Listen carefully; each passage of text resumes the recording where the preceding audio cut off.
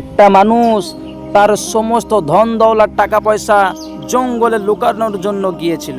সে জঙ্গলে লুকানোর পর সে বিদেশ চলে যায়।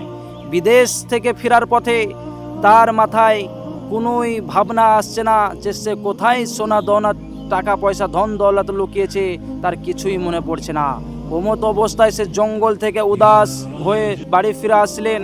তারপরে হুজুরের কাছে গিয়ে বলেন, হুজুর, আমি বিদেশ যাওয়ার আগে আমার সোনা দানা টাকা পয়সা ধন দৌলত আমি জঙ্গলে রেখে গিয়েছিলাম। হুজুর বলল, বাপ শোনো, তুমি সারা রাত নামাজে লিপ্ত হয়ে যাও। নামাজ শেষ হতে না হতেই দেখবে তোমার ধন দৌলত কোথায় রেখেছো তোমার সব কিছু মনে পড়ে যাবে।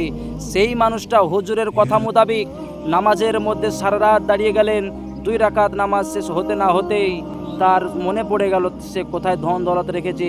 সে জঙ্গলে গিয়ে খুঁজে পেয়ে গেল। এটা হলো নামাজের কামাল। আপনারা